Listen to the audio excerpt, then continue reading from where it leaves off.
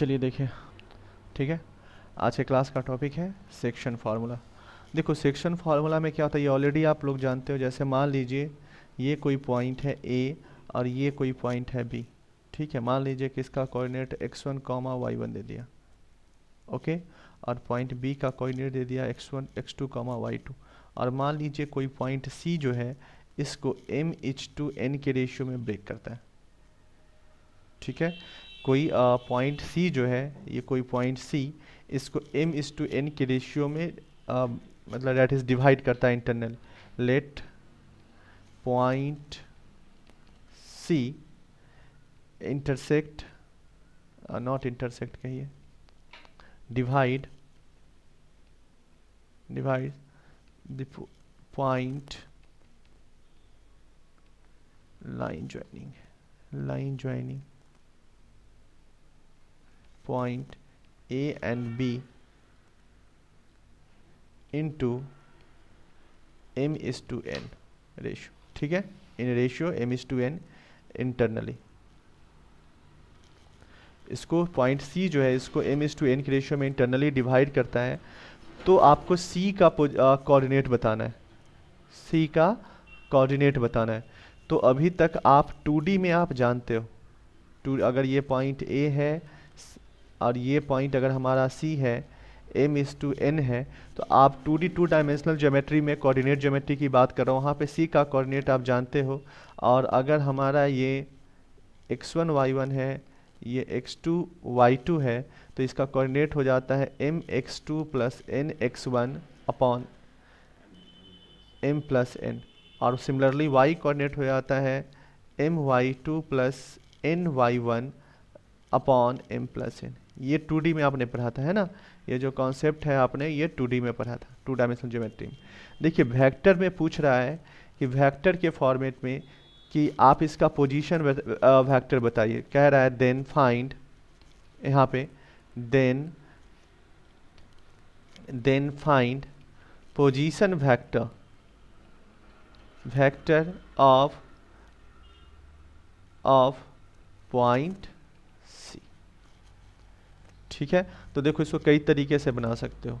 अगर A का coordinate दे दिया है एंड B का कोऑर्डिनेट दे दिया है, तो अगर देखो A का कोऑर्डिनेट दे रखा है तो OA का वैल्यू आपको पता है x1i + y1j, और सिमिलरली OB का पोजीशन फैक्टर पता है x2i + y2j। देखो मैं 2 तरीके से बता रहा हूँ, जो मेथड आपको दिमाग में फिक्स हो उससे काम करना, ठीक है।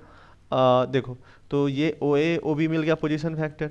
अगर हमें C का पोजीशन वेक्टर फाइंड करने के लिए कह रहा है, तो एक तो तरीका ये है कि आप C का पॉइंट फाइंड कर लीजिए, C का कोऑर्डिनेट फाइंड कर लीजिए, और जैसे ही कोऑर्डिनेट फाइंड कर लोगे आप, तो आप पोजीशन वेक्टर आप इसका बता सकते हो, यानी कि mx2 + nx1 upon m+n i plus my2, क्योंकि ये जो है आपका क्या कहते हैं, यस दिस वन जो है आपका C का कोऑर्डिनेट है, दिस वन वाला जो है वो C का x coordinate and y coordinate. I hope समझ में आ रहा होगा। आगे बढ़ सकते हैं क्या, ठीक है। तो ये दोनों कंसेप्ट हो गया। OC का value that is position vector of C हम लोग इस तरीके से डिसाइड कर सकते हैं। ये हमारा फर्स्ट मेथड हो गया, ठीक है बच्चे। यही सेम कॉन्सेप्ट 3D वाले में भी जा सकता है। अभी मैं 2D से बता दे रहा हूँ, 2D अगर समझ में, क्योंकि ये इससे आप, हाँ इससे आप पहले से जानते हो, है ना। देखो अगर मान लो कि 3D में अगर बात करता, मान लो कि ये A है इन केस ऑफ 3D, ठीक है। और मान लीजिए ये पॉइंट जो है वो x1 y1 और z1 है, और ये जो कोऑर्डिनेट हमारा है x2 y2 और z2, ये z2 लिखा है मैंने, ठीक है। और मान लीजिए पॉइंट C जो है ये इसको m:n के रेशियो में डिवाइड करता है, तो C का कोऑर्डिनेट आपको ऑलरेडी पता हो जाएगा यहाँ से क्या, तो ये हो जाएगा mx2 nx1 upon m+n, right. और ये हो जाएगा my2 + ny1 अपॉन m+n। और सिमिलरली अगर ये बात करें तो mz2 + nz1 अपॉन m+n। क्या मुझे ये न्यूमेरिक वैल्यू पे बताना पड़ेगा, लाइक कोऑर्डिनेट 2 3 5 1 7 6 इस तरीके से लेकर के, ये एग्जैक्टली समझ में आ रहा है ना, वैल्यू कैसे पुट करेंगे और वैल्यू निकाल सकते हैं। ओके तो देखिए अगर हमें सी का पोजीशन वेक्टर जैसा इसमें है ना, इसी में जैसे सी था, तो सी का पोजीशन वेक्टर अगर पूछता है यहाँ से, तो सी का पोजीशन वेक्टर दैट इज ओ सी हो जाता हमारा यहाँ से mx2 plus nx1 upon m plus ni। Similarly my2 plus ny1 upon m plus nj, और फिर यहाँ से mz2 plus nz1 upon m plus n, ये m प्लस n मैंने लिखा है, एक सेकंड रुकिएगा, तो हो m प्लस n और ये हो जाएगा k। क्लियर हो रहा है? तो ये हमारा उसी वेक्टर मिल जाएगा। देखिए ये जो general formula of internal section का होता है, ठीक ना, अगर कोई पॉइंट सी अगर पॉइंट ए एंड बी के जो लाइन ज्वाइनिंग को अगर इंटरनली इंटरसेक्ट करता है तो ये जनरल फार्मूला है। अगर मिड पॉइंट की बात करता, ध्यान दीजिए, अगर मिड पॉइंट की बात करता तो क्या हो जाता, m और n का जो रेशियो हो जाता वो 1:1 हो जाता, हाफ। समझ में आ रहा है ना, m का value that is mid point हो जाता, यानी कि उस केस में m प्लस 1 हो जाता 2। समझ में आ रहा है ना, in case of mid point, in case of mid point, ये जनरल, ये भी मैं जनरल डिस्कस कर रहा हूँ, m/n जो होगा वो 1:1 हो जाएगा। ये सब 2D में आपने पढ़ा होगा, 2D 3D का जनरल फार्मूला है। तो उस केस में जो c का जो कोऑर्डिनेट बेसिकली हो जाएगा वो हो जाएगा x2 और x1, क्योंकि m का वैल्यू 1 और n का वैल्यू 1 लेते हैं, by 2 y2 plus y1 by 2 और z2 प्लस z1 बाई 2, और ये कोऑर्डिनेट मिल गया तो फिर से उसी का वैल्यू मिल जाएगा x2 प्लस, अगर अब इस केस में अगर उसी की बात करता है तो ये हो जाएगा x2 plus x1 by 2i। I hope समझ में आ रहा होगा, y2 plus y1 by 2j और z2 प्लस z1 बाई 2 और ये के, ये z1 है। सेम चीज़ यहाँ भी 2D वाले भी कॉन्सेप्ट में m की जगह 1 n की जगह 1 in case of mid point की बात करेगा।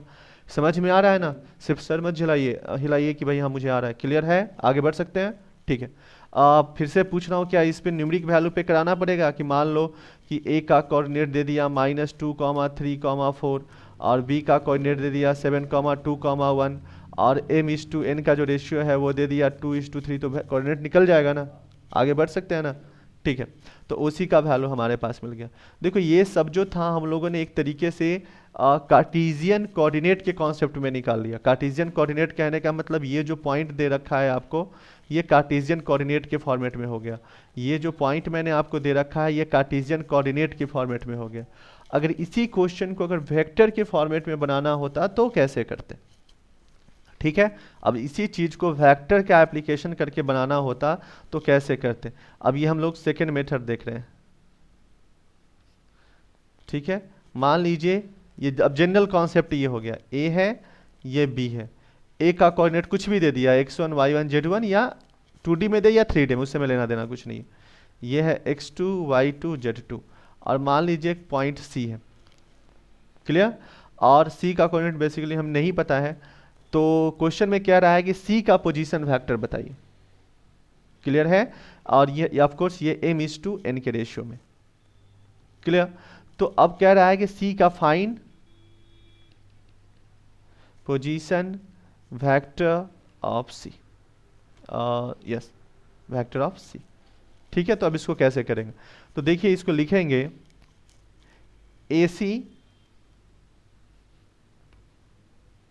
AC बाई, देखिए CB का वैल्यू, बिल्कुल सीक्वेंस में चलेंगे, AC बाई CB का वैल्यू m/n हो जाएगा। ठीक है, और इसी को वेक्टर के फॉर्मेट में दोनों साइड ले लेते हैं। m/n के रेशियो में ब्रेक हुआ। अब देखिए अब क्या करना है, देखिए तो इसको लिख सकते हैं NAC vector equal to MCB vector. Okay, देखिए तो n AC वेक्टर आपको पता है क्या लिख सकते हो?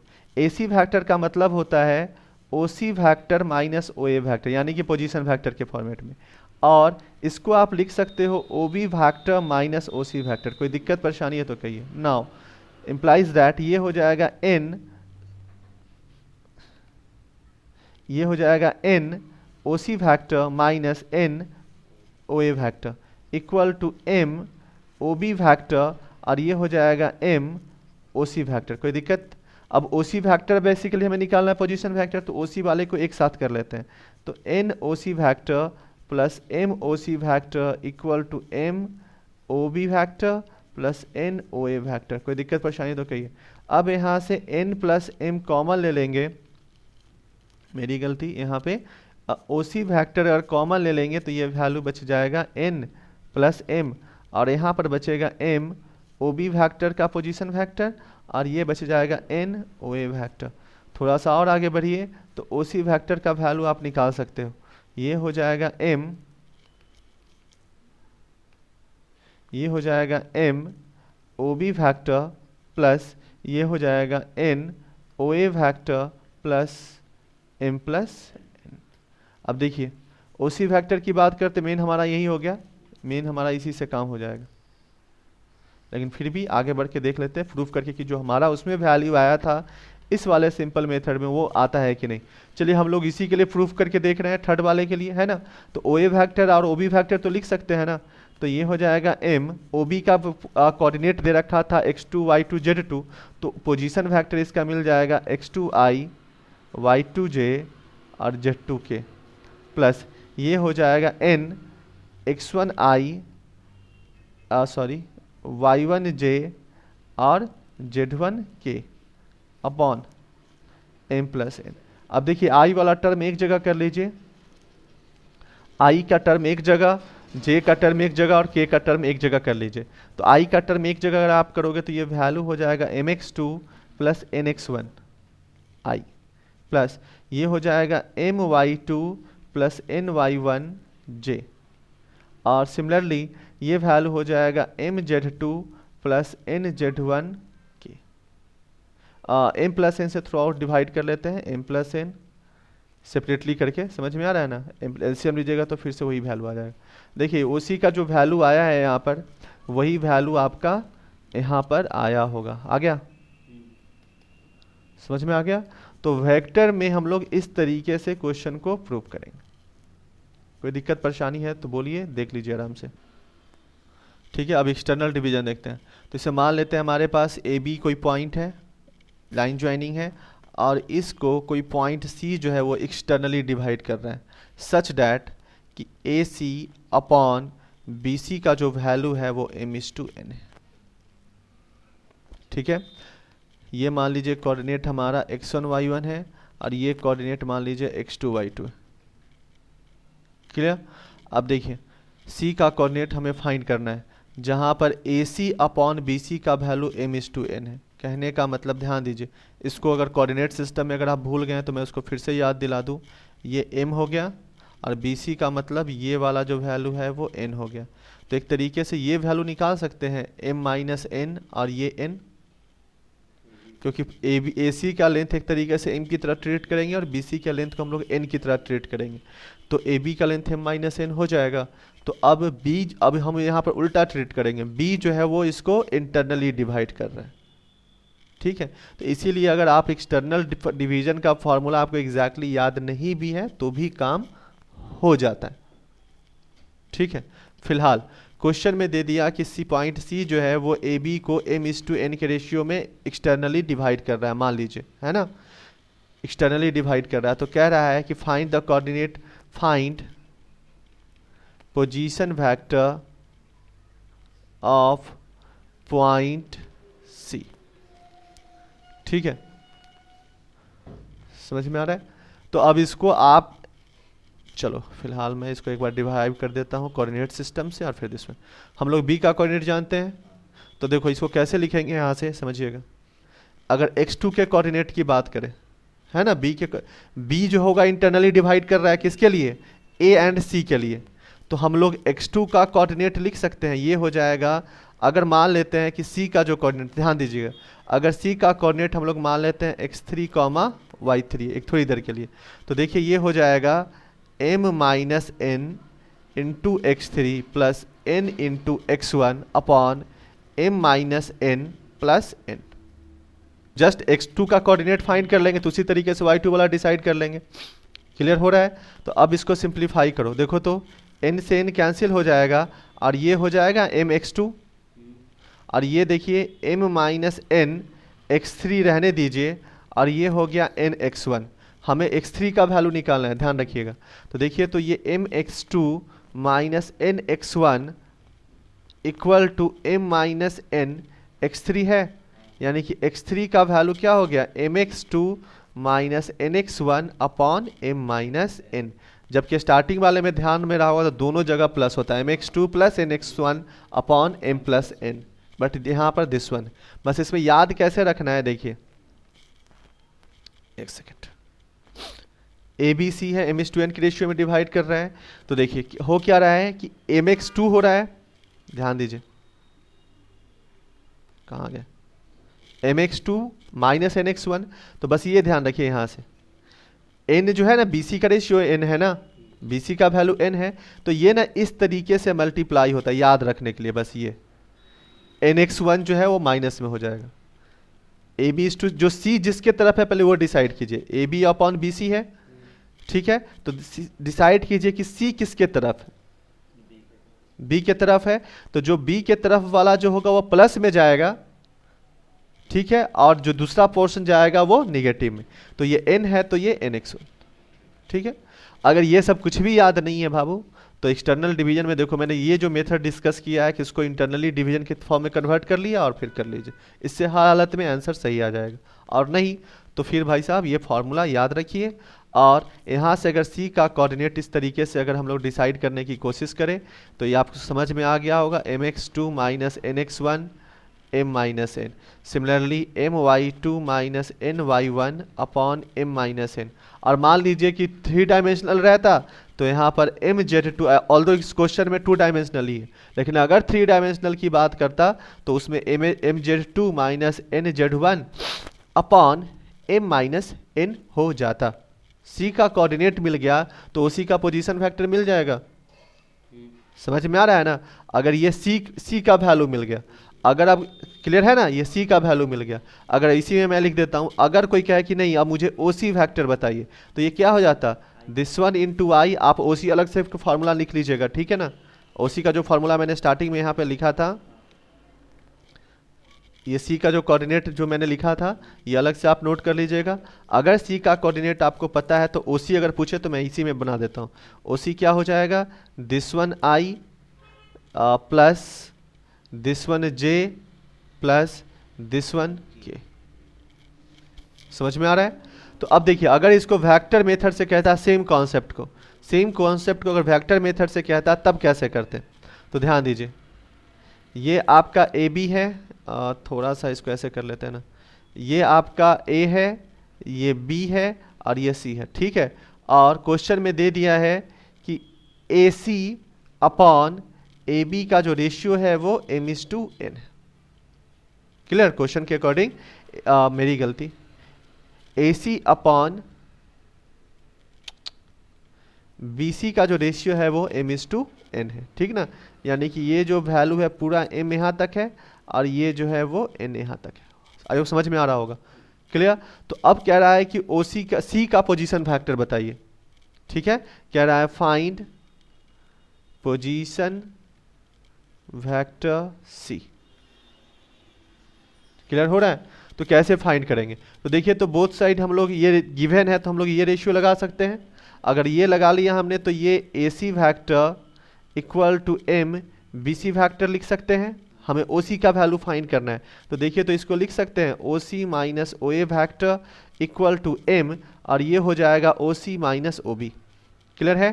देखिए ये हो जाएगा NOC vector minus NOA vector equal to MOC vector minus MOB vector. OC वाले को एक साथ कुछ मिस्टेक है नहीं, ठीक है, OC वाले को एक साथ कीजिए और BC वाले को एक साथ कीजिए।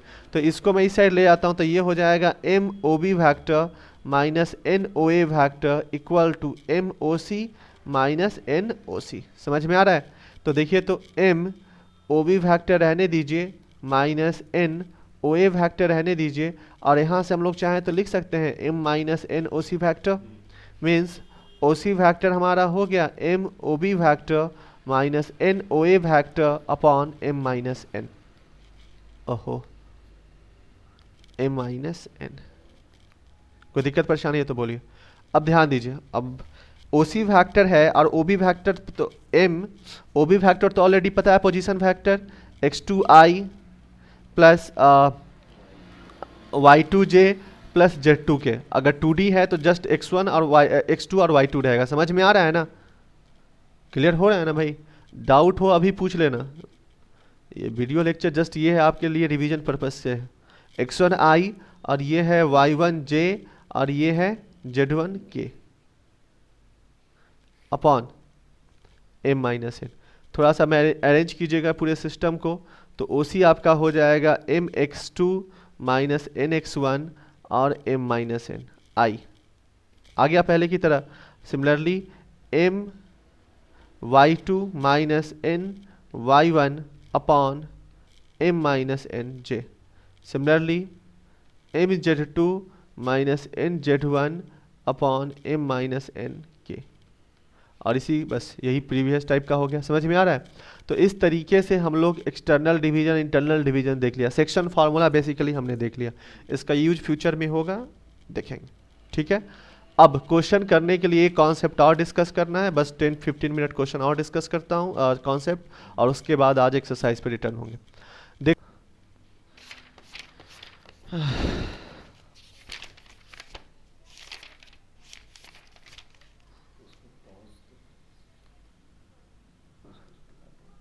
ठीक है, अगर पॉज था तो फिर से समझ लीजिए। यहाँ पे मेरा एक सिंपल सा कहने का मतलब ये है कि ज्योमेट्रिकल मीनिंग, अगर m कोई वेक्टर a दे रखा है और अगर मैं ये स्केलर मल्टीप्लिकेशन करता हूँ तो इसका ज्योमेट्रिकल मीनिंग क्या है समझिएगा। अगर मान लीजिए वेक्टर a ऐसा दे रखा है और अगर मैं इसमें कहता हूँ कि 2a से मैंने मल्टीप्लाई कर दिया, तो इसका मतलब है कि डायरेक्शन इसका सेम रहेगा, इसका लाइन ऑफ सपोर्ट सेम रहेगा, बस ये जो लेंथ है वो थोड़ा इंक्रीज हो जाएगा।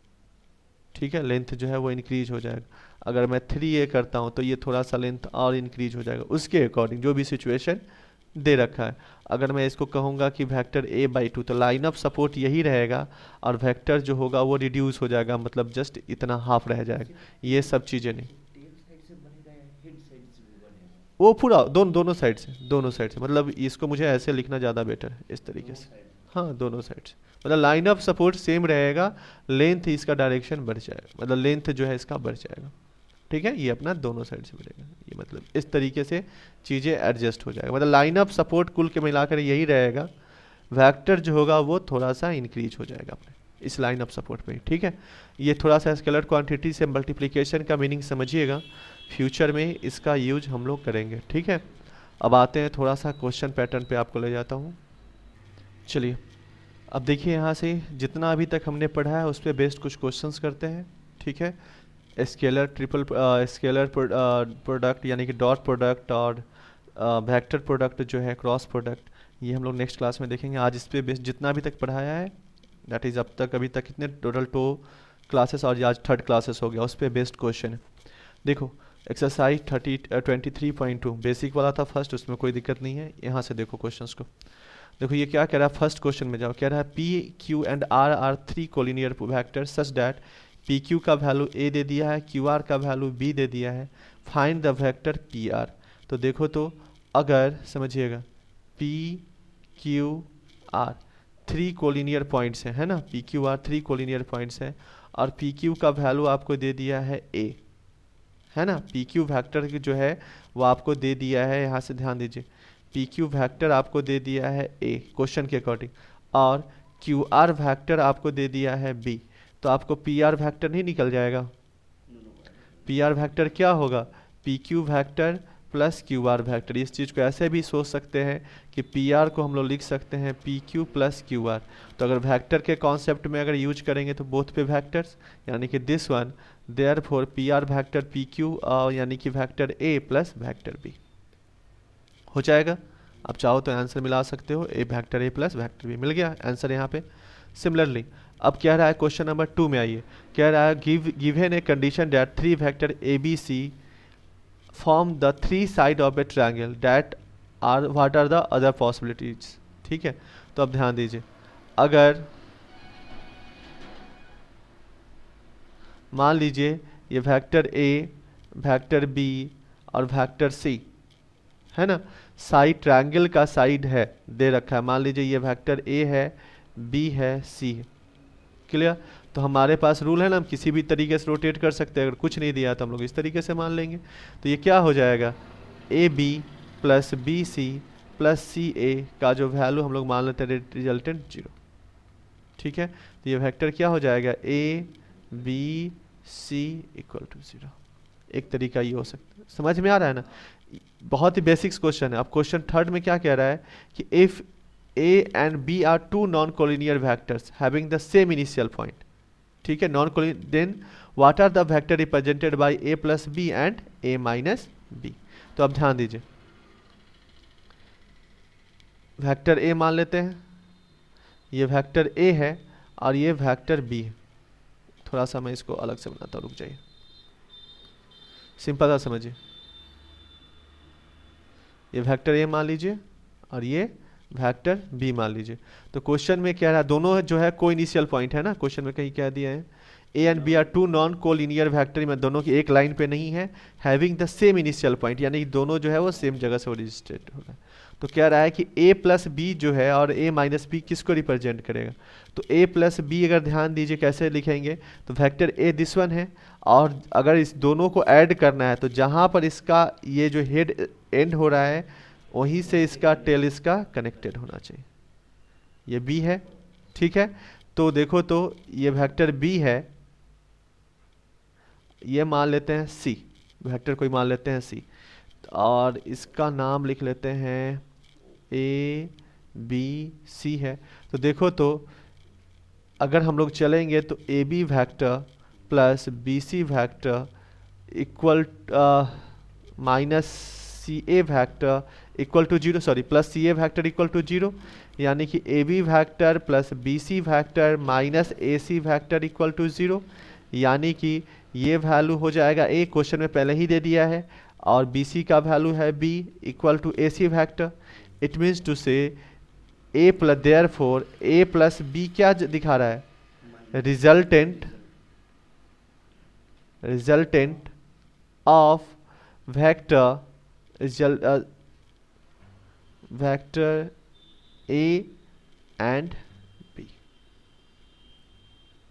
क्लियर? इस तरीके से सिमिलरली अगर a माइनस बी की बात कर रहा है, इसको थोड़ा सा और भी लिख सकते हैं,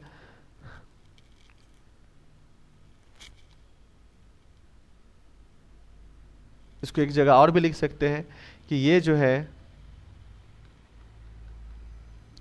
रिजल्टेंट सम लिखे तो बेटर है, ये इस तरीके से इसको रिप्रेजेंट करेगा। अब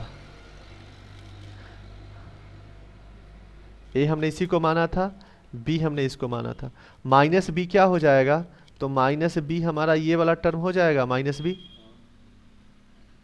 अब ए माइनस बी की बात कर रहा है, तो अब क्या करते हैं, ध्यान दीजिएगा, इसको लिखते हैं हम लोग, इसको पॉइंट हम लोग ए मान लेते हैं, ठीक है, इसको हम लोग मान लेते हैं बी, और किसी एक को ज्वाइन कर लो बच्चे यहाँ से, ये माइनस बी हो जाएगा। समझ में आ रहा है ना, क्लियर हो रहा है? और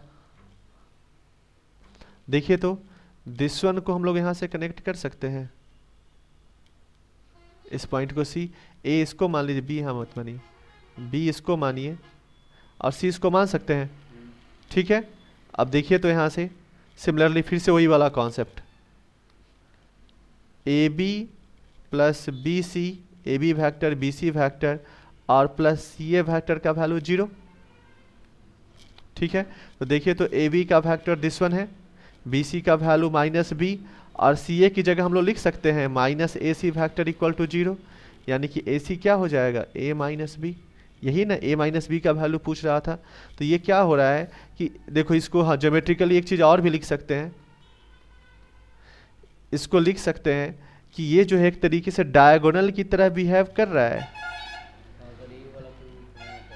समझ में आ रहा है? ये जो है वो डायगोनल की तरह भी बिहेव कर रहा है हम लोग का क्वाड्रेट्रल का। समझ में आ रहा है ना? और सेम चीज़ यहाँ भी, ठीक है। और ये लिख सकते हैं कि ये जो है रिजल्टेंट वेक्टर है सब्सट्रैक्शन का, दिस वन इज ये ज्योमेट्रिकली हम लोगों ने इसको रिप्रेजेंट कर दिया, a minus B represent subtraction of vector a and b। ठीक है, इस तरीके से। और ज्योमेट्रिकली हमने क्या रिप्रेजेंट किया, ये यहाँ पे लिख दिया। ओके, अब देखिए कौन सा क्वेश्चन है, क्वेश्चन नंबर 4 उसी तरीके से डिसाइड कर सकते हैं। If A vector a is a vector and m is a scalar such that ma equal to 0, then what are the alternative for m and a? समझ में आ रहा है ना, बोलो कुछ कहना है तो। देखो अब क्वेश्चन नंबर 4 में क्या कह रहा है कि a जो है वेक्टर है और m जो है वो स्केलर है। अब क्या कह रहा है, क्वेश्चन को समझो, ma जो है वो 0 दे रखा है, गिवन है ma जो है वो 0 दे रखा है। तो कोई स्केलर को अगर वेक्टर में अगर हमने मल्टीप्लाई किया, किसी स्केलर को अगर हमने वेक्टर में मल्टीप्लाई किया और वो 0 दे रहा है, तो ये कब पॉसिबल है, इधर m जो है वो 0 है या फिर जो वेक्टर था वही नल वेक्टर था। यही दो पॉसिबिलिटी हो सकता है ना, या तो ये जो है वो 0 रहा होगा या फिर a 0 रहा होगा। यही चीज उसने लिख दिया है, बस बेसिक क्वेश्चन से यार। ये देखो कहीं कहीं लिखा होगा, 4th है, देयरफॉर बस यहाँ पे लिख देंगे m इक्वल टू 0 और vector a equal to 0। Basics concept है यार ये। ठीक है, हाँ ना बोलो, जल्दी आगे बढ़ेंगे। चलो अब देखो, सिमिलरली क्वेश्चन नंबर 5 भी उसी तरीके से डिसाइड करोगे। मैं क्वेश्चन नंबर 6 बता देता हूँ, एक बता देता हूँ, फिर समझ लेना। एक बताने से अच्छा है 6th का मैं सेकंड पार्ट बताता हूँ। ठीक है, 6th का हम लोग सेकंड पार्ट बताते हैं, उसी तरीके से 5th क्वेश्चन करना वो इजी है। ठीक है, और 6th का मैं सेकंड पार्ट अगर मैं डिस्कस कर दूंगा तो बाकी सारे क्वेश्चंस आप इजीली कर पाओगे, इसीलिए मैं 6th का सेकंड पार्ट बता दे रहा हूँ यहाँ पे। देखो 6th का सेकंड पार्ट देखो क्या कह रहा है यहाँ पर, ABCD जो है वो पेंटागन है। बच्चे देखो, अगर पेंटागन की यहाँ पे बात कर रहा है और कुछ भी नहीं दिया है तो हम लोग रेगुलर टाइप से मान के चलेंगे। ठीक है, रेगुलर पेंटागन का मतलब समझते हो कि सबका जो साइड है वो सेम है, ABCD, और हम लोग ई मान के चल रहे हैं। ओके, अब क्वेश्चन में क्या रहा है, ये सब साइड इक्वल, लेंथ जो है वो इक्वल है, कुछ भी नहीं मेंशन किया है ना, तो आप मान करके चलिएगा कि वो रेगुलर पेंटागन की बात कर रहा है। ओके, तो अब देखो, तो अगर ये AB दे रखा है, अगर ये AB दे रखा है तो हम लोग अब जब भी क्वेश्चन में कुछ भी अपने मन से ना दे तो आप एरो अपने मन से लगा सकते हो, और अगर उसने अपने मन से फिगर दे दिया है तो उसके अनुसार चलिएगा। ठीक है, अगर कुछ नहीं दिया है तो आप अपने मन से चलिएगा। समझ में आ रहा है? ठीक है, अब देखिए क्वेश्चन में कह रहा है कि प्रूफ डैट दिस वन जो है वो 0 है। तो आप यहाँ से सिंपल सा है, यूजिंग एडिशन लॉ से हम लोग इसको प्रूफ कर सकते हैं कि AB plus BC plus CD plus DE plus EA equal to 0 according to vector law of addition. Net displacement in a close loop is 0। ठीक है, ये प्रूफ हो गया हमारा वाला कंडीशन। समझ में आ रहा है? इसको नहीं तो वेक्टर लॉ ऑफ ट्रायंगल के एडिशन से करना चाहोगे तो वहां से भी हो जाएगा। अब आ जाइए, दोनों से मैं करके डिस्कस करता हूँ, डोंट वरी। अब देखिए, अब क्वेश्चन में यहाँ पे क्या कह रहा है समझिए, आपको AB AE BC रखना है, DC रखना है, DC भी दे रखा है, ED रखना है। तो ED हमारे पास है कहीं पे ऑलरेडी मेंशन, ED भी है, और उसके बाद क्या है AC। तो अब यहां से कहानी चेंज हो गया।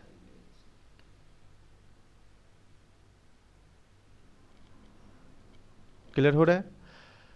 हाँ, चलिए अब ध्यान दीजिए यहां से। ठीक है, देखिए यही क्वेश्चन हमें प्रूव करना था। तो फर्स्ट वाला तो इसी रूल से हो जाएगा, डेफिनेशन से, कि फर्स्ट वाला जो क्वेश्चन पार्ट है इसका प्रूव करने के लिए कह रहा है कि ये 0 जो होगा। तो हम लोग यहाँ से ही देख सकते हैं कि AB BC CD DE EA equal to 0 according to vector law of addition. Net displacement in a close loop, ये थोड़ा सा मिट गया है, क्लोज लूप इज अ 0। ठीक है, हो जाएगा, काम खत्म यहाँ पे।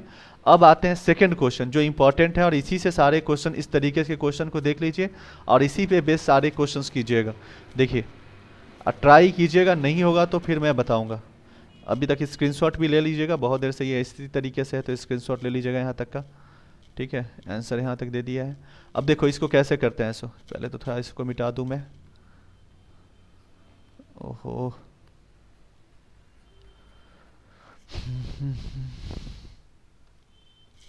चलिए देखो बच्चे, इसमें ना एक नया टर्म क्या है, ए बी बी सी। देखो क्वेश्चन नंबर सेकंड का 6 का सेकंड पार्ट देखना, A B B C C D सब प्रेजेंट है ना, ई डी भी प्रेजेंट है, ई ए भी प्रेजेंट है एक तरीके से।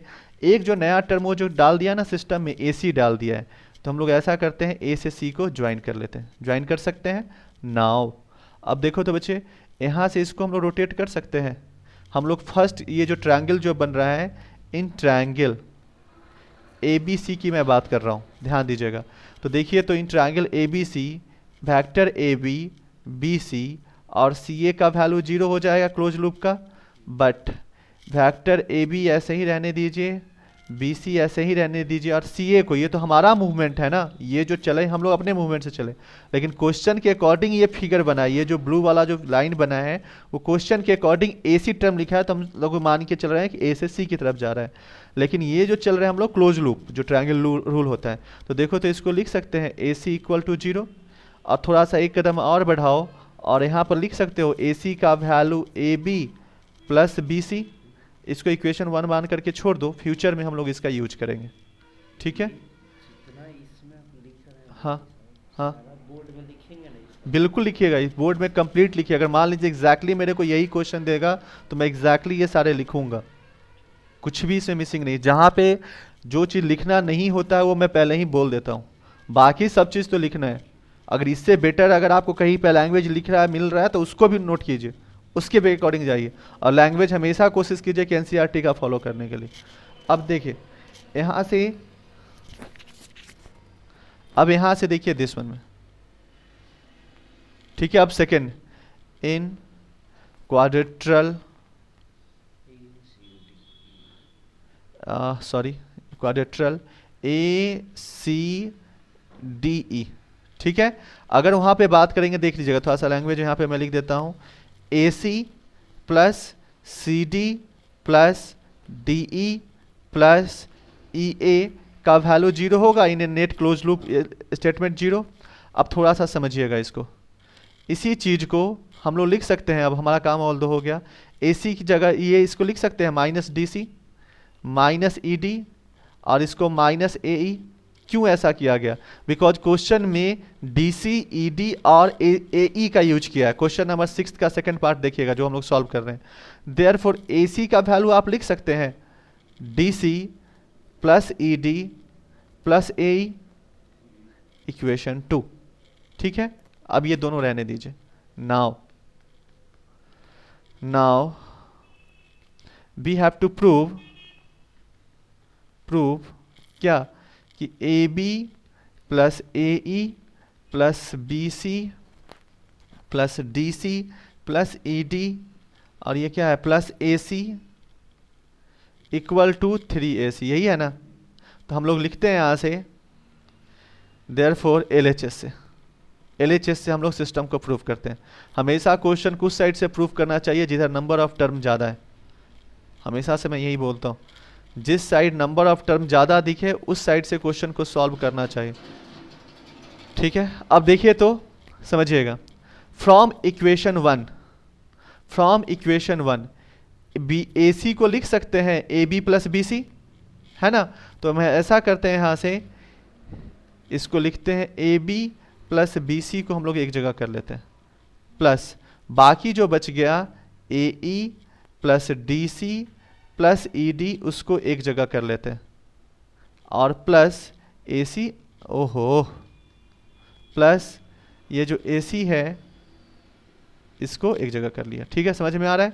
अब ध्यान दीजिए, तो A B plus B C आपने फर्स्ट इक्वेशन में ऑलरेडी निकाल रखा है, कितना ए सी के इक्वल होता है, तो इसकी जगह हम लोग लिख सकते हैं ए C plus A E D C और ई डी का वैल्यू अभी कहीं निकाला था हमने इक्वेशन 2 में, ए ई डी और डी सी का वैल्यू क्या होता है ए सी के इक्वल। समझ में आ रहा है ना? तो ये वैल्यू हमारा हो जाएगा,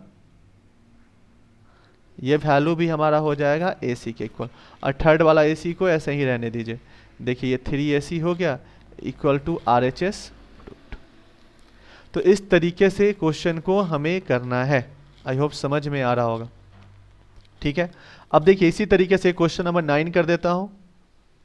देखिए अब बाकी सारे क्वेश्चन आपको खुद से करने हैं, अगर इसके बाद डाउट हो तो पूछिएगा। ठीक है, क्वेश्चन नंबर 9। देखिए क्वेश्चन नंबर 9 में हेक्सागोन की बात कर रहा है, राइट।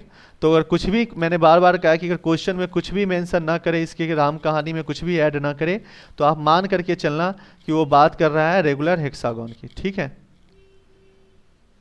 रेगुलर हेक्सागोन कहने का मतलब उसका ऑल साइड जो है वो इक्वल है। क्वेश्चन में ये भी कह रहा है कि ओ जो है हेक्सागोन का सेंटर है, ओरिजिन। ठीक है, और ये मान लेते हैं ABCDE और F है। क्वेश्चन में फिगर नहीं दिया है तो आप अपने मन से फिगर डाल सकते हो, मतलब एरो जो है वो अपने मन से आप डाल सकते हो। समझ में आ रहा है? तो मैंने अपने मन से एरो को यहाँ पे डाल दिया। अब कह रहा है क्वेश्चन में ये रेगुलर हेक्सागोन है। रेगुलर हेक्सागोन का मतलब कि जितने भी वेक्टर्स का मैग्नीट्यूड है, लेंथ, वो सब सेम होगा। ऑल्दो फिगर में देखने में ना लग रहा हो, बट ये सब सेम होगा। अब कह रहा है proof that the resultant is 6AO। Question का 5 फोर्सेस। अच्छा देखिए इसमें फोर्स अलोंग कर रहा है, तो आपको कुल मिलाकर के कहानी ये प्रूफ करना है। According to question we have to prove. देखिए कह रहा है कि AB plus AC plus AD plus AE और AF का जो वैल्यू, ये 5 फोर्सेस है, इसका वैल्यू कह रहा है कि 6AO के इक्वल। समझ में आ रहा है? ये कह रहा है कि ये 6AO के इक्वल है, आप प्रूफ कीजिए। ठीक है, चलो देखो अभी इस क्वेश्चन में ये प्रूफ करने के लिए कह रहा है, क्वेश्चन में रेगुलर हेक्सागोन की बात कर रहा है, राइट। अब देखो तो थोड़ा सा समझना, एक फिगर ना मैं फिर से इसको ड्रॉ करना चाह रहा हूँ, या फिर ज़्यादा हौच पौच हो गया है। इस फिगर को मैं फिर से एक बार ड्रॉ कर देता हूँ। ठीक है, देखो तो ये सेंटर है ना हमारा, रेगुलर हेक्सागोन है, मैं ये कहना चाह रहा हूँ। तो रेगुलर हेक्सागोन है तो AO और OD सेम होगा। ये चीज़ समझ में आ रहा है ना? मैं ये बस ये चीज़ ध्यान रखो, AO और OD सेम होगा। सिमिलरली सेम कहने का मतलब बच्चे ने यहाँ पर मेरे लेंथ से लेना देना है। ठीक है, तो यहाँ पर अगर देखें तो AO इक्वल टू OD तो हो जाएगा, यहाँ तक तो कोई दिक्कत नहीं है। लेंथ ऑफ, इसको अगर मैं कहूँ तो AO का लेंथ इक्वल टू OD का लेंथ होगा। इसका हम लोग फ्यूचर में यूज करेंगे। ठीक है, और अगर मिड पॉइंट है तो AO वेक्टर इक्वल टू हम लोग OD वेक्टर भी लिख सकते हैं। AO वेक्टर इक्वल टू हम लोग OD वेक्टर भी लिख सकते हैं। अभी फिलहाल इतना रहने दो, या फिर अब देखिए ये समझ में यहाँ तक आ रहा है ना, या फिर AD वेक्टर को हम लोग लिख सकते हैं 2AO वेक्टर। कोई दिक्कत परेशानी है तो बोलिएगा। समझ में आ रहा है? अभी इस चीज को ना, ये सारे कॉन्सेप्ट को ध्यान रखिएगा। We know that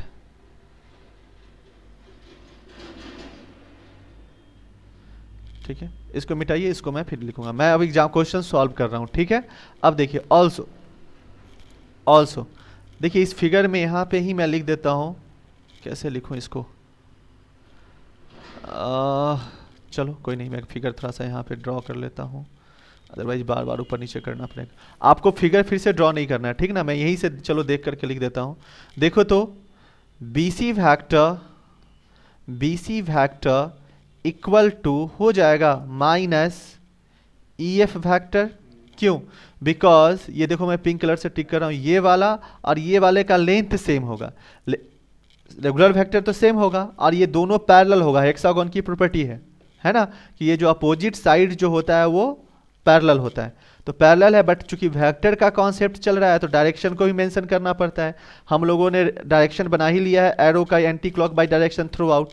तो यानी कि ये किसके, ये EF के इक्वल होगा, बट माइनस EF के, क्योंकि समझ में आ रहा है ना, बोलो जल्दी से, क्लियर है? ये माइनस EF के इक्वल होगा। ऑल्सो देखो तो अगर हम लोग AB वेक्टर की बात करें तो ये इक्वल टू होगा DE वेक्टर के, माइनस DE वेक्टर के। क्लियर हो रहा है? और सिमिलरली अगर हम लोग बात करें, क्या नाम है इसका, CD वेक्टर जो होगा, सी डी वेक्टर जो होगा वो क्या नाम है, एफ ए वेक्टर के इक्वल होगा माइनस साइन के साथ। तो सी डी वेक्टर जो है मैं लिख देता हूं यहां पर कि सी डी वेक्टर जो है वो माइनस एफ ए के इक्वल। यहां तक तो कोई दिक्कत परेशानी नहीं है, क्लियर। तो ये सब हम लोगों ने कंडीशन लिख लिया जिसका हम लोग फ्यूचर में यूज करेंगे। ओके नाउ अब बच्चे ने एक बार थोड़ा सा फिगर बनाना ही पड़ेगा क्योंकि बार बार ये अप एंड डाउन करना पड़ जा रहा है। चलो यहीं पे एक फिगर बना लेता हूँ, ठीक है। ये आपको एग्जाम में नहीं बनाना है, आपने एक बार बना दिया ना काफ़ी है। ये जस्ट यहाँ पे मैं बना देता हूँ, इसको मैंने A B C D E F assume किया है और ये कंस्ट्रक्शन मैंने दे दिया था साइन का, ठीक है। और ये जो है वो ओरिजिन दे दिया है। ओके अब देखो, अब ना क्वेश्चन जो है आप इधर देखिएगा, क्या नाम है, हमें जो प्रूव करना था, वी हैव टू प्रूव ये स्टेटमेंट है ना, A B plus A C plus A D है ना, प्रूव करना था हमें। इसको भी ना छोटा मैं लिख लेता हूँ क्योंकि इसका मुझे यूज करना है कि ए बी, ये सब कुछ भी मत लिखिएगा, ये सब जो है ना ये भी फिगर मत बनाइएगा और ये भी जो अभी लिख रहा हूँ ये भी नहीं लिखना है। कहाँ गए, ए बी, एक सेकंड क्वेश्चन, हाँ, A B plus A C plus A D plus A E plus A F equal to, आपको प्रूफ करना है कि भाई ये जो है वो 6 AO के इक्वल है ना, ये हमें प्रूफ करना है। तो हम लोग LHS से प्रूफ करना है, ठीक है, प्रूफ डैट यही है ना, प्रूफ डैट दिस वन। ये सब मत लिखिएगा, ये ऑलरेडी मैंने मेंशन कर दिया, मेंशन कर दिया। तो देखो हमें जो लिखना है मैं यहाँ पे लिख रहा हूँ, अकॉर्डिंग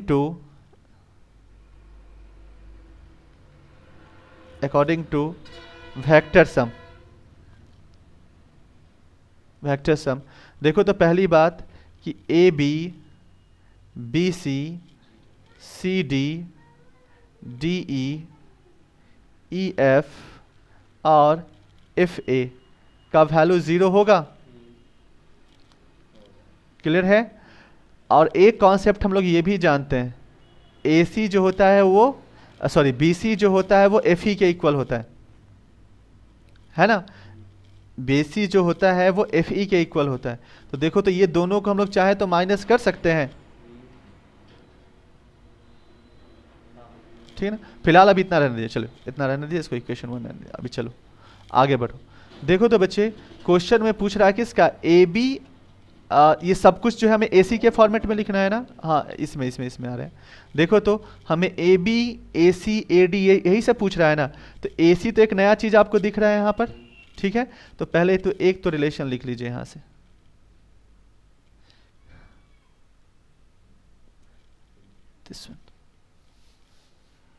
ठीक है। एक रिलेशन हम लोग लिख सकते हैं यहां से, A B plus B C का जो वैल्यू होगा, ध्यान दीजिएगा ये ए सी के इक्वल होगा, इसको इक्वेशन 1 मान के छोड़ देते हैं, 2 मान लेते हैं, ठीक है। अब दूसरा, अब समझिएगा, अब दूसरा कंडीशन क्या कह रहा है, एडी की बात कर रहा है ना। तो अब मैं ये नोट कीजिएगा, ये फिगर जो है वहां पे नोट कीजिएगा। अब देखिए मैं इसको ए से डी को मिला देता हूं, मिला दिया। अब देखिए तो यहां से इस क्लोज लूप में ए बी सी डी में देखिए तो A B plus B C plus C D, समझ में आ रहा है, इक्वल टू हम लोग इसको लिख सकते हैं ए डी। क्लोज लूप अगर लिखना चाहते हो तो माइनस ए डी लिखना, देखो चलो लिख ही देता हूं ताकि कंफ्यूजन हो, रूल जो है ना थ्रू आउट वैलिड रखना चाहिए। This one A B B C C D था ना, C D plus D A का वैल्यू 0 इस क्लोज लूप में, कंप्लीट वाले में, बड़े वाले में। फिगर नहीं समझ में आया था, देखो A B B C C D और डी ए का वैल्यू 0, क्या, हाँ माइनस डी ए होगा यहाँ पे, क्योंकि आप डी से ए की तरफ मूव कर रहे हो ना, और एरो इस तरीके से दे दिया है, तो हम लोग यहाँ से मूव कर रहे हैं ना फिलहाल। अब देखो ना वैल्यू कैसे लिखेंगे, समझो यहाँ से, ये जो वैल्यू होगा इसको लिख सकते हैं A B B C C D minus A D equal to 0। A से डी में पॉजिटिव है ना, तो माइनस ए डी हमने लिख दिया इसको, A B B C C D equal to A D, clear है इक्वेशन। और देखो तो इसी को लिख सकते हैं AD को ही कितना 2OD 2AO।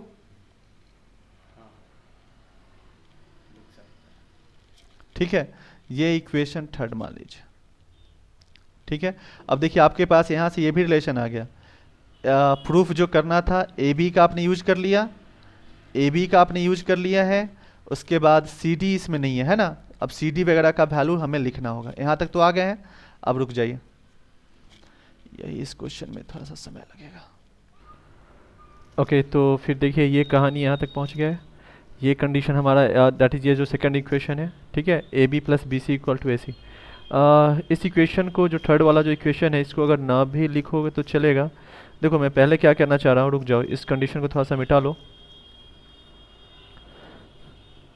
पहले कुछ कंडीशन में लिख देता हूँ, उसके बाद देखो तो अगर फिगर वाइज अगर हम लोग जाएँ तो इस फिगर वाइज अगर जाएँ तो यहाँ से लिख सकते हैं AB जो है वो इक्वल टू ED हो जाएगा।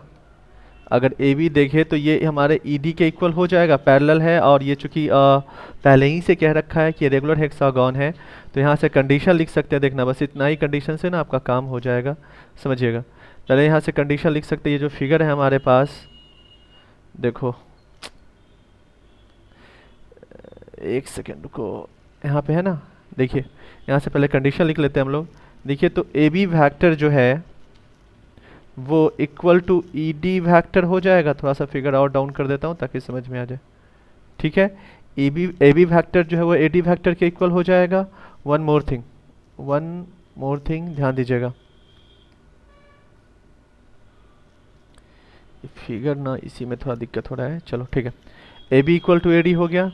वन मोर थिंग, दूसरा कंडीशन देखिए तो आप लिख सकते हो BC वेक्टर जो है वो इक्वल टू हो जाएगा आपका FE वेक्टर के, ठीक है, पैरेलल के कॉन्सेप्ट से, as well as CD vector की मैं बात करता हूँ तो ये वेक्टर इक्वल टू हो जाएगा AF वेक्टर के। ओके, और वन मोर थिंग, अगर आप चाहेंगे तो लिख सकते हैं AD वेक्टर जो है वो इक्वल टू है 2AO वेक्टर के, बिकॉज AD जो है AD वेक्टर और AO वेक्टर कोलिनियर है। एंड अगर आप रेगुलर हेक्सागोन के कॉन्सेप्ट से देखो तो AO का जो लेंथ होगा वही OD का लेंथ होगा। डेट्स वाई AD वेक्टर जो हो गया वो ट्वाइस ऑफ AO। क्लियर। अब देखिए सेकंड फर्स्ट का इक्वेशन तो आपने ड्राइव कर ही लिया था, ये सेकंड इक्वेशन है AB plus BC equal to AC। ऐसा करो ना, सेकंड इक्वेशन को भी यहाँ से लिख देते हैं ताकि इसका यूज कर ले। रुक जाओ, सेम इक्वेशन को ना यहाँ लिख लेते हैं, AB vector BC vector equal to AC vector, ये इक्वेशन 2 इसको मान लो। ठीक है, इसको यहाँ से मिटा देता हूँ। अब देखते जाओ आप लोग ना, थोड़ा सा एक काम ये भी कर लेना, ये फिगर ना एज इट इज़ नोट कर लो ताकि फिर मैं इसको समझा सकूँ। ओके, अब देखो यहाँ से कंडीशन, फर्स्ट कंडीशन तो आपने यहाँ से लिख ही लिया, AB plus BC equal to AC है ना, AB plus BC equal to AC। आप इस डेट इज इस ट्रायंगल में आपने मूव किया है, आपने ABC ट्रायंगल में मूव किया है, राइट। अब हम लोग बात कर रहे हैं ABCD क्वाड्रेट्रल में, इन क्वाड्रेट्रल ABCD, ध्यान दीजिएगा, इन क्वाड्रेट्रल ABCD। रुकिएगा, चलिए ये क्वाड्रेट्रल नहीं यार, आप ना जस्ट इस पे फोकस करो, आप जस्ट इस पे फोकस करो, दिस वन पे, इस वाले ट्रायंगल में, इन ट्रायंगल ACD। ठीक है, हम लोग बात करिए, figure as it is note कर लीजिएगा। ठीक है, और उसके बाद आगे बढ़ते हैं। इन ट्रायंगल ACD दे में देखिए, इन ट्रायंगल ACD में, अगर ACD में अगर आप देखोगे, फिगर प्लीज़ नोट कर लेना, मैंने फिगर अलग से रफ में नोट कर लिया है, उसके अकॉर्डिंग बता रहा हूँ। तो देखो तो AC plus CD plus DA equal to 0 होगा, AC plus CD plus DA equal to 0। ध्यान दीजिएगा, AC plus CD plus DA equal to 0, vector law of addition के अकॉर्डिंग। तो देखो तो AC प्लस CD रहने दो, और इसको लिख सकते हैं माइनस AD इक्वल टू 0, और इसी को लिख सकते हैं AC रहने दो। देखो तो ध्यान देना, ये CD इक्वल टू AF है, CD इक्वल टू AF, यहाँ से ध्यान देना। ठीक है, पैरेलल वाले कॉन्सेप्ट से। तो देखो तो CD की जगह हम लोग AF लिख सकते हैं, तो मैं यहाँ पर लिख देता हूँ AC, CD की जगह मैं लिख देता हूँ AF। अच्छा देखो तो ये this one equal to AD हो जाएगा, ये जब RHS में जाएगा तो AC प्लस AF, ध्यान दीजिएगा, और AD को लिख सकते हैं हम लोग 2AO। एक सेकेंड रुकिएगा, AD को हम लोग लिख सकते हैं 2AO, इक्वेशन थर्ड लिख करके छोड़ दीजिए। ओके, अब नेक्स्ट में बढ़िए। अब ध्यान दीजिए यहाँ पे मैं एक थोड़ा सा यहाँ पे कंस्ट्रक्शन करना पड़ेगा। क्वेश्चन में AE की बात करता है ना, तो हम लोग ऐसा करते हैं A से E को ज्वाइन कर लेते हैं। हम लोग A से E को ज्वाइन कर लेते हैं, अपने कॉपी में भी इसको ज्वाइन कर लीजिएगा, ठीक है। A से E को हम लोग यहाँ पर ज्वाइन कर लेते हैं। तो अब देखो, तो अब इस ट्रायंगल में बात करेंगे, इन ट्रायंगल ADE, ठीक है। बात कर रहे हैं इन ट्रायंगल ADE। देखिए तो इन ट्रायंगल ADE, इसमें ध्यान दीजिएगा, मैं लिख रहा हूँ फिगर के अकॉर्डिंग, AD plus DE plus EA equal to 0। ध्यान दीजिएगा, AD, ध्यान दीजिएगा इधर से जाएंगे तो AD plus DE plus EA equal to 0, ठीक है। तो अब ध्यान देना, अब देखिए तो यहां से, ठीक है। तो देखिए तो AD को हम लोग लिख सकते हैं यहाँ से 2AO, जो इसकी प्रॉपर्टी है, और DE को हम लोग लिख सकते हैं, हम ध्यान दीजिएगा DE का वैल्यू थोड़ा सा यहाँ से आप देख लीजिए, देखिए ED का वैल्यू जो है वो AB के इक्वल है, तो DE का वैल्यू यहाँ पे ध्यान दीजिएगा, DE का जो वैल्यू है दिस वन, सॉरी ED का जो वैल्यू है वो AB के इक्वल है, तो यहाँ पर लिख सकते हैं AB equal to minus DE। समझ में आ रहा है ना? तो हम लोग यहाँ से इसका वैल्यू लिखते हैं, ध्यान दीजिए, DE की जगह हम लोग लिख सकते हैं माइनस AB, और सिमिलरली AE की जगह हम लोग लिख सकते हैं दिस वन को minus AE equal to 0। Clear? अब वन मोर स्टेप, देखिए तो इसको लिख सकते हैं AB plus AE equal to 2AO, equation 4। Clear? देखिए ना, ये इसको हम लोग RHS में ले गए तो ऐसा हमने लिखा है। ओके, अब चलिए अब आगे बढ़ते हैं। अब देखिए, we have to prove that, we have to prove that, क्या हमें प्रूव करना है? तो स्टार्टिंग में मैंने लिख दिया था, फिर से यहाँ लिख दे रहा हूँ, AB plus AC plus AD plus AE plus AF equal to क्या 6AO, यही प्रूफ करना है ना। तो हम लोग प्रूफ करते हैं LHS से। तो LHS क्या है हमारा? AB plus AC plus AD plus AE plus AF, ठीक है। अब देखो यहाँ से हम लोग यहाँ से ऐसा करते हैं, ध्यान देना, AC का और AF का पेयरिंग कर लेते हैं, ठीक है। चाहे ऐसा करो ना, AC पहले तो AB कर लो, AB का और AE का पेयरिंग कर लेते हैं, AB प्लस AE का पेयरिंग कर लेते हैं, ठीक है, प्लस AC प्लस AF का पेयरिंग कर लेते हैं, प्लस AD जो ये वाला है इसको एज इट इज रहने देते हैं, और एज इट इज क्या AD जो है, ओके रहने दो। अब देखो तो फ्रॉम इक्वेशन 2 से AB प्लस AE का वैल्यू क्या है? तो ये वैल्यू 2AO फैक्टर है, प्लस AC प्लस AF, ये इक्वेशन थर्ड से जो आ गया है AC प्लस AF का वैल्यू कितना 2AO, तो हम लोग यहाँ पे वैल्यू सब्स्टिट्यूट कर लेंगे 2AO, और AD का वैल्यू क्या है? तो ये हम लोग पहले से ही जान रहे हैं 2AO। तो देखो तो ये आ गया 6AO equal to RHS, hence proved, ठीक है। तो देखिए इसी तरीके से ये पूरा एक्सरसाइज कंप्लीट करने की कोशिश कीजिएगा। एक्सरसाइज 23.2 आप चाहे तो स्क्रीनशॉट यहाँ से ले सकते हैं, ओके। एंड ये रहा इसका आंसर, ओके। नेक्स्ट क्लास में, हाँ ये क्वेश्चन तो कीजिएगा ही, नेक्स्ट क्लास में आप इन सारे क्वेश्चन पे ट्राई कीजिएगा, ऑलरेडी ये डिस्कस कर दिया है, आप इन सारे क्वेश्चंस पे ट्राई कीजिएगा। एक्सरसाइज 23 पॉइंट, अगर ये दिख रहा हो आपको, दिस वन, ये भी कुछ उसी तरीके का कॉन्सेप्ट है जो अभी मैं डिस्कस कर रहा था, उसी का एक्सटेंडेड फॉर्म है ये। आप ये स्क्रीनशॉट लीजिएगा 1 से 4, जो भी विजुअल है, ये बेसिकली RD शर्मा का ये एक बुक है, उससे मैं आपको क्वेश्चन करा रहा हूँ। मतलब बोर्ड के लेवल से RD Sharma more than enough है, अगर उसको आप कर लेते हो तो बोर्ड में कहीं भी थोड़ा भी प्रॉब्लम नहीं होगा। अगर उसके सारे के सारे questions comma, inverted comma, solve example, अगर इतने क्वेश्चंस कर लेते हो तो बोर्ड में कभी भी प्रॉब्लम नहीं होगा। फिलहाल ये 1 से लेकर के जहाँ तक आपको दिख रहा है स्क्रीनशॉट लीजिए और इन क्वेश्चन को कीजिएगा। अगर डाउट होगा तो कमेंट सेक्शन में बोल दीजिएगा, लिख दीजिएगा, मैं उस पार्टिकुलर क्वेश्चन का सॉल्यूशन आपको दे दूंगा। ठीक है, ओके, ये यहाँ तक हो गया। नेक्स्ट है आपका ये 23.4, ये भी ऑलरेडी डिस्कस हो चुका है, आप कर सकते हो। जैसे क्या है, क्वेश्चन नंबर 1 दे रखा है 1, if A position vector of point A दे रखा है -4, -3, तो वेक्टर ए फाइंड करने के लिए कह रहा है। इजिली फाइंड कर सकते हो। क्वेश्चन नंबर 1 देखना क्या हो जाएगा, ये वेक्टर क्या हो जाएगा, वेक्टर ए पोजीशन जो है वो -4i और -3j, इसका मॉडुलस कह रहा है। समझ रहे हो ना, ये इजी सारे क्वेश्चन है, ये करना पड़ेगा। तो ये सारे क्वेश्चन आप करना, ये 9 कितना 25 हो जाएगा, यानी कि ओवरऑल 5 मिलेगा। उसी तरीके से बाकी सारे क्वेश्चंस आप ट्राई करना, डाउट हो फिर आपसे कमेंट्स में मेरे से क्वेश्चन पूछ लेना। 23 पॉइंट ये कौन सा है, 4 है, ये कंप्लीट कीजिएगा और ये इसका आंसर है। जो विजुअल है देखिएगा, अदरवाइज कहीं से RD शर्मा बुक कलेक्ट कीजिए और वहाँ से क्वेश्चन कीजिए। ओके, ठीक है। सिमिलरली आप ये क्वेश्चन भी एक्सरसाइज भी करने की कोशिश कीजिएगा। 23.5 जहाँ तक दिख रहा है इसका स्क्रीनशॉट आपको लेना है। अब ये सब लास्ट लेक्चर में, लेक्चर 2 में जो है वो मैंने सब कुछ डिस्कस कर दिया है डिटेल में।